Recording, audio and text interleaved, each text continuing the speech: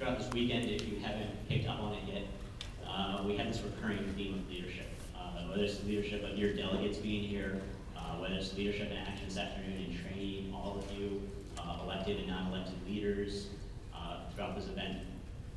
We're always going to be talking about what you can do as a leader, and that is whether you're elected or whether the fact that you're just here. So I want to talk in terms of the opportunity for leadership.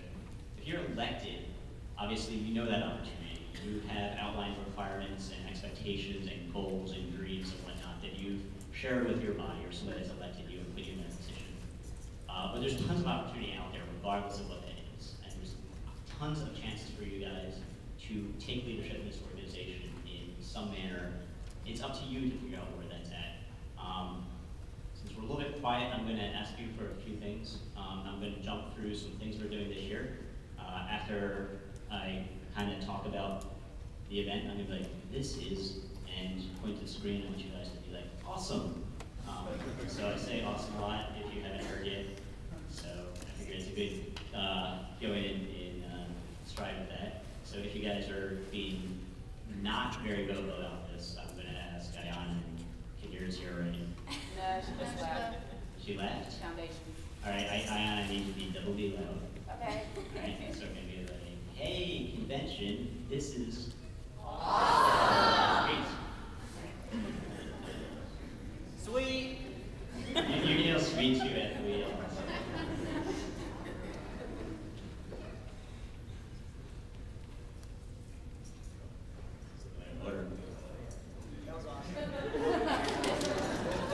I was there yet. We're not the awesome part yet. Great. I think is that you probably don't have to read that per se. The next graphs are going to be bigger, but I think like halfway back to see that to some extent. Great. So you may have heard me talking a little about this if you're echoing chapters in my speech. I'm kind of reusing some themes that we use when we talk about goals and projects that we're doing. Kind of group them into big things so we can talk to you guys. And instead of saying the vision is here's 800 things we're doing, we're going to try and conceptualize it so it's easy. And some of the things we talk about is leadership, is growth, is organizational strength. So the first topic here is responsible growth. I love calling it responsible growth because it's not that we are growing as fast as we can and that we're pulling in as much money as we can, which would be a fantastic for-profit, probably business model or a better one. For us, we're growing at a rate that we can sustain, and we are growing very well. This past year, we brought in 6 new collegiate chapters. Do I have them? These are our Zetas and our Epsilon adopted, yes, Zeta. Zeta, Epsilon, Chi or something. It's fantastic. So they're here joining us for the first time. We also, for the first time in what I believe probably 9 years now, we've added a new alumni chapter. Back row, Middle Tennessee, that is absolutely awesome! So I think it's sweet though, just mix it up, that's great. In terms of locally, you guys are doing fantastic on recruitment and sustainability with your membership numbers. If you haven't heard yet, and we are just going to constantly repeat this stuff to make sure you understand. We have looked at you guys and we've seen what your chapter levels can be at, and we've talked to you about, hey, this is where you can be. We've seen potential and we've seen chapters that just shoot way past that, and we wanted to kind of find a way that how can we recognize you guys for that. And what the Vice President of Membership Development had set up recently is a program called the Recruitment Incentive Program. If you guys are recruiting and inducting people to keep your chapter at a sustainable level, and there's some math to that, and it's early for math, you can talk to your consultant exactly about how it works. In return, what we're going to do is we're going to give you one basically free registration for this event in addition probably to your delegate. So we're going to send another person here to see this event to be like, wow, this is crazy, there's 300 of us, we're all running around having fun, we're learning all this stuff, and I'm going to take that back to my chapter. We have 117 chapters this year with the 6 new ones. So we have the 6, we were at 111 before that. 40 of you guys have recruit at such an amazing level that we had to send somebody here for free for that chapter return. Do I have any of the recruitment incentive chapters here? So that is absolutely awesome. It's free money, right? It's great stuff. Funding new initiatives. We're starting with Leadership in Action today. Again, we've probably hit you up with emails, and we've probably put flyers in your packets and gone through all this stuff.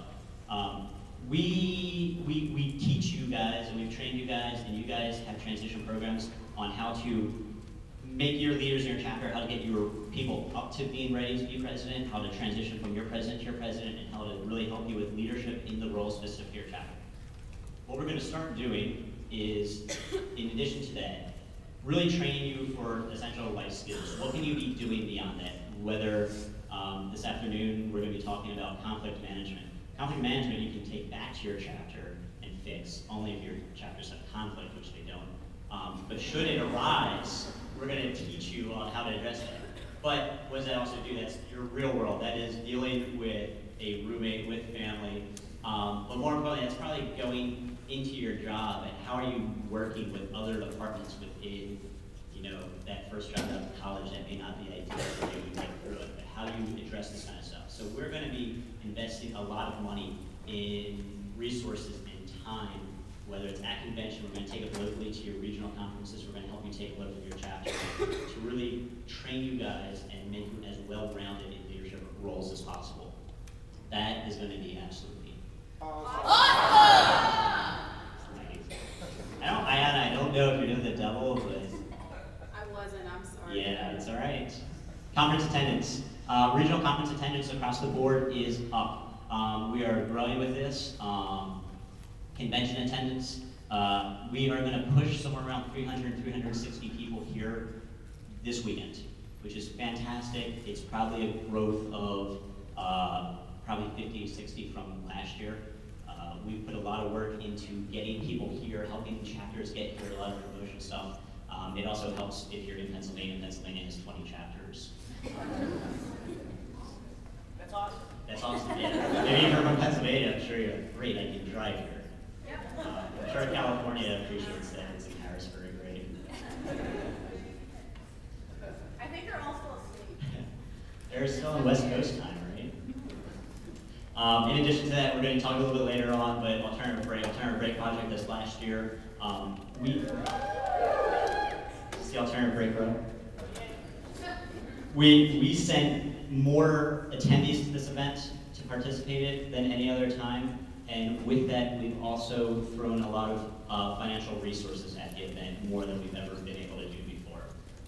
Anytime we can do that and go down to Atlanta in a snowstorm and really help kids understand, and you're going to hear about it more later, but when you go into a classroom, you have a little student that sits there and it's like, tell me what college is like, why are you here helping me? It's like, I never thought anybody cared about that. Like, that's crazy. It's like, maybe I'll go to college. When you can do that, the investment that we have there is fantastic, and the fact that we're growing like this across the board, that's absolutely